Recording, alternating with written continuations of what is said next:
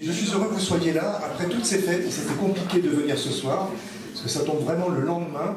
Donc ça prouve que vous êtes d'accord avec moi, vous êtes d'accord avec nous, avec ce que nous essayons de faire depuis des années à Flèze, c'est vivre avec les autres.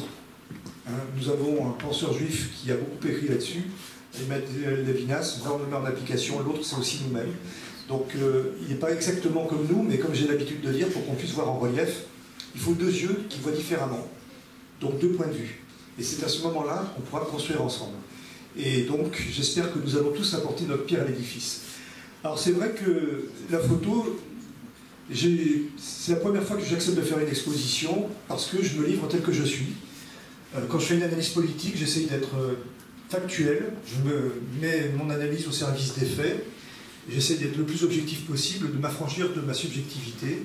Quand je suis dans mon métier, je ne me permets pas d'être subjectif, parce qu'il y a la vie des patients qui est en jeu. Donc j'essaye à travers cette photo effectivement de rendre un hommage d'abord à mon père. C'est lui qui m'a mis un appareil entre les mains pour la première fois, et je dois dire qu'il m'a appris vraiment ce que doit être un regard d'artiste, c'est-à-dire qu'on doit d'abord penser la photo, on doit la ressentir, c'est avec son cœur qu'on prend la photo, et une fois qu'on a du sentiment, on peut appuyer sur le déclencheur. Sinon ça ne sert à rien, c'est une image de papier. Donc j'espère que vous ressentez cette émotion. Pour arriver à faire une photo, il faut regarder l'autre. Et là, vous verrez Marseille à travers différentes facettes. Les gens, donc les gens dans les rues, des portraits de groupe. Marseille la nuit, le jour, ses rues, son architecture. Et même dans les endroits les plus improbables, vous allez découvrir de la beauté. Vous avez des rues défoncées des quartiers nord, et vous voyez qu'avec un petit rayon de soleil, ça va devenir presque un tableau abstrait géométrique.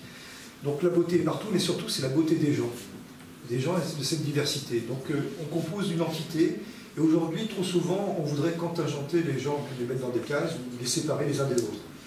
On ne peut pas. Je veux dire, c'est tout ça qui compose la vie, c'est qui compose Marseille, c'est qui compose l'humanité. Et Marseille, c'est un petit peu l'humanité en réduction. Ça fait 2600 ans que cette ville existe, qu'elle s'est construite avec des vagues d'immigration. Et on voudrait nous faire croire que le migrant, c'est le danger. Mais finalement, quelque part, on est tous des migrants. Et je ne suis pas sûr qu'il y ait une généalogie qui puisse dire qu'elle remonte directement de Persingétorix le Gaulois. Ça, c'est bien dans le livre de l'histoire, mais la réalité, elle est beaucoup plus nuancée. Donc ce que j'aimerais aujourd'hui, c'est vous faire partager cet amour que j'ai de Marseille, cet amour que j'ai des gens. C'est aussi pour moi un exutoire. Le métier que je fais est un métier qui est difficile, où on est confronté à la mort très régulièrement.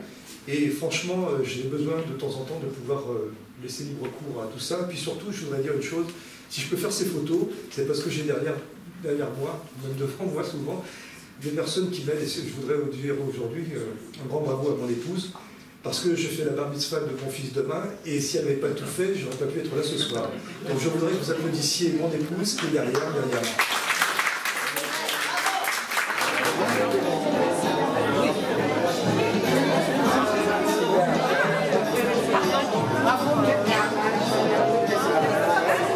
Maintenant, vous débrouillez pour le...